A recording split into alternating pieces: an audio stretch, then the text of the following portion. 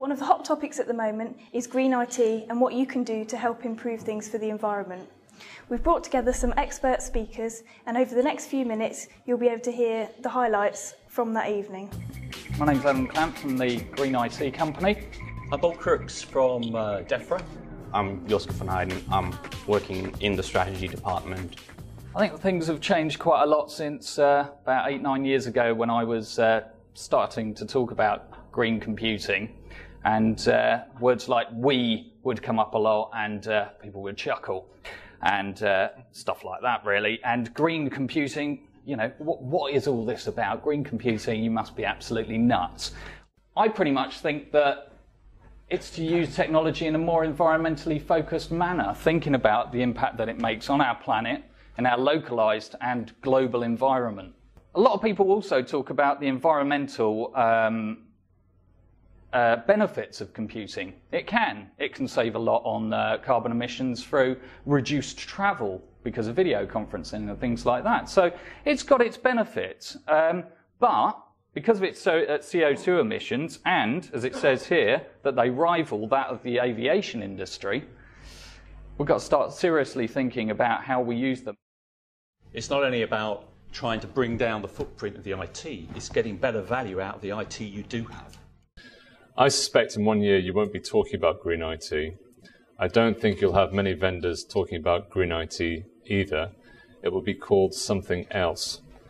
And the reason it will be called something else is we have this huge elephant in the room, which is the recession, which is just dominating everyone's thinking right now. Now, that doesn't mean green IT goes away. It just means it needs to be rethought and resold. And that's the important thing, trying to sell it to skeptical business users. And read an article about the credit crunch and the impact that that will have on green IT. And mainly that's due to people maybe thinking about it not being so in at the moment. They've got to make a bit more of a choice about which decisions they make, and green IT is not so possibly high on the agenda now. Sourcing has become the gateway to some of those sustainability issues. And the way in which firms really try and rely on their IT is through sourcing policies, through RFPs, through working with suppliers to make sure they get the greenest kit within their data centers, within their infrastructure, in their applications landscape, call it what you will. We've tried to push ahead with a printer refresh. We managed to reduce our printer state by something like 50%. We launched a number of switch-off campaigns. An easy, ready-to-hand mechanism for that were our security guards, sticking stickers on PCs. Replaced our CRTs with flat screens. We're actually looking at improving our networking facilities for people so that they can work on the move or work at home with their own PCs. And I think one of the themes that is coming up is this idea of dematerialization, this idea that we ought to be looking towards device access, irrespective of the type of device, to our drives, to our mailboxes, and obviously Google is now gearing up to do something like that with G Drive, which is imminent, as I understand. So we're trying to do this in our department. We did, first of all, though, want to take a snapshot of where we were, and we undertook a carbon footprint exercise, and we established, for us anyway, that a third of that footprint was down to office energy, a third was down to infrastructure energy consumption, and a third was down to our outsourced data centers. It's good to see people, you know, as huge as the government, putting together green IT plans and strategies, because, yeah, we could go out and buy all these different technologies, but really planning and strategizing and thinking about how we're using them is perhaps the best thing that we can do. When you start having a tax on carbon, when you start having carbon trading emerge, you'll really start to see those motivations around green. And those motivations around green in 2008 really did fall into three main areas. There were those companies that had to do something because legislation was propelling them to do so. And you can look at the utility firms today in Europe that actually trade carbon today. Those companies that want to do something because their shareholders, their biggest customers were pushing them to do it through RFP policies and so on. And those that wanted to be seen to be doing something because it was great for their brand. Simple things, things you can do with what you have already, switching off kit, extending life cycles, involving and activating power management services where they are existing, reducing the printing footprint, looking at things you can do to cut back on your use of paper and the use of the printers to produce that paper. Fine. And I am a strong proponent of thin client, and I suspect you'll see more and more companies move away from the relentless upgrade cycle of PCs. I was an employee at Sun for a long time, and I was an engineer there, and I liked playing with my Unix workstation on the desk. And then one day they took it away, and they gave me a Sunray thin client. This is about 1999. And that's saved Sun a lot of money over time. It's reduced the energy consumption dramatically. And it means today that Sun actually runs its IT operation, its support, for 35,000 employees with just 12 staff. Not everyone needs a laptop, not everyone needs a PC. Thin client can work perfectly well. And if you go to, say, some of the government departments, I wonder if we might have a talk from DEFRA about this. Thin client is one of those solutions which is well and truly on the agenda. Another part of DEFRA, though, they chose the thin client route. They were very much desk-bound. They were very much wanting to work hard on transaction levels, like a call centre, and they went for the thin client. And they've achieved significant gains in that. So it's very much thinking about your own situation and selecting from the options in front of you.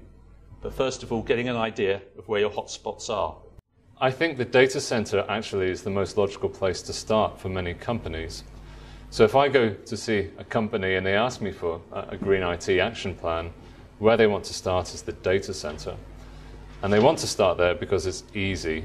Consolidated and virtualized our data centers. So this is from 30 to 60 data centers, individual ones, depending on whether you can count the server under a desk as a data center, going down to 3, which we're in the process of doing. As part of that is virtualization as well.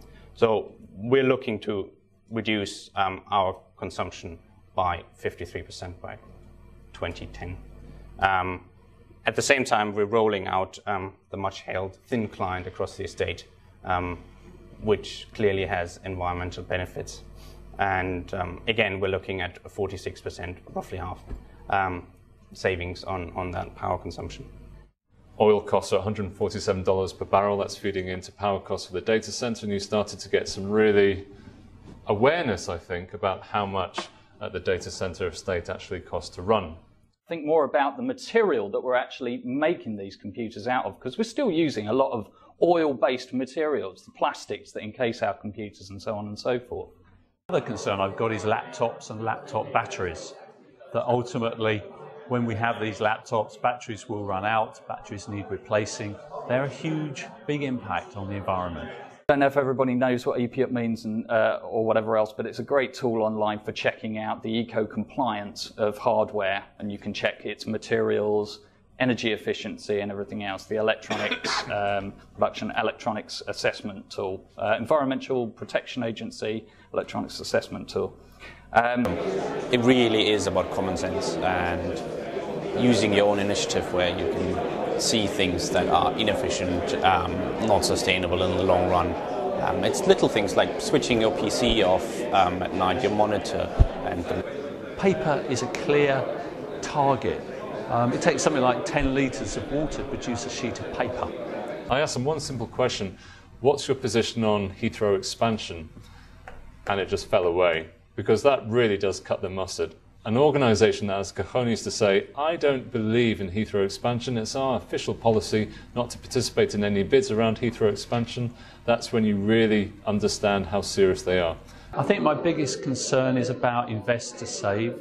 I think it's about buying new things in order to make bigger savings. Ultimately, when you buy something, you have to usually throw something else away. That is waste. And at the moment, we don't really have a real firm handle on dealing with the wasteful side of IT. So in summary, business benefits can be lower energy costs and lower carbon emissions, a very good improved corporate image. So CSR is a big thing now. So, you know, big companies want as many marketing tools as they can. Green is good. It needs to have good things behind it, but it can be good for them that way. Reduced end-of-life costs. So if you're buying machines made of less materials, you've got less to recycle at the end of the day. If you've got a very good recycling scheme set up with the people that you buy from, that's going to cost you less as well. Heat reduction in buildings will equate to lower waste energy production, and obviously less air conditioning because you've got less heat actually being produced by the machines, so you're saving costs there. Getting started on the journey in your organisation, I think the first thing is to get recognised, to get recognition that there is a problem here and there are cost savings that can be drawn out of that problem for the organisation. You need to understand the baseline, understand where it is in your value chain, in your transaction chains, that you're consuming most energy and sucking in that cost. One of the big issues has always been that energy cost is probably handled over there in that budget, and you need carefully to look at how that is disaggregated and decentralised so that you can actually justify investments to reduce that cost. And it's basically focused minds on the basics. And those basics are about cost. And that's really what's going to drive Green IT over the next 2, 3, 4, 5 years, depending on how long the recession lasts. A final challenge is probably around, I think it is around giving up paper. So switch it off. If you're not using it, that's not just shutting down, but that's switching it off at the wall and pulling the plug out as well, because computers still actually draw electricity even when you've got it switched on the wall. Switch it off. It's really easy.